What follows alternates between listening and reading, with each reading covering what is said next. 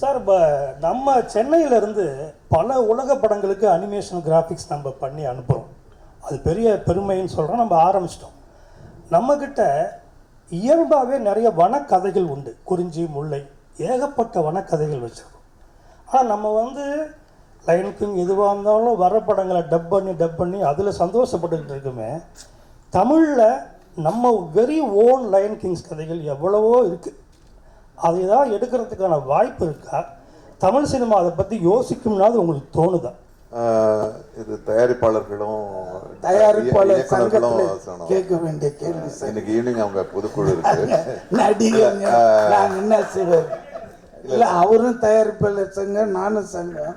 But இவங்களாம் என்ன செய்வாங்க சார், நடிகர்கள் நீங்க கேட்டீங்கன்னா அதுக்கு பதில் கிடைக்காது. நீங்க நடிகர் சங்கத்துக்கு வாங்க. உண்மையில இந்த புராண கதைகள், இப்போ ஹாரி பாட்டர் வருது, அப்புறம் லார்ட் ஆஃப் ரிங்ஸ் வருது, இதெல்லாம் நம்ம தான் பண்ணியிருக்கணும். ஏன்னா இந்த தொன்மையான புராணங்கள் கதைகள்லாம் நம்ம கிட்ட தான் இன்னும் ஸ்ட்ராங்காக இருக்கு. பட் அவங்க எடுக்கிறாங்க. ஒரு காலகட்டத்தில் நம்ம ஜெகன்மோகினி பண்ணோம், அப்புறம் அந்த மாதிரி படங்கள்லாம் மாயா பசார் பண்ணோம். இப்போ தெரியல, இப்போ வேற ஒரு இதுக்கு போயிட்டு இருக்காங்க. நான் நினைக்கிற ஒரு சுழற்சி முடியும் போது திரும்பி அந்த மாதிரி படங்களுக்கு தான் நம்ம இப்போதான் சரித்திர படங்களுக்கே திரும்பி இருக்கோம்.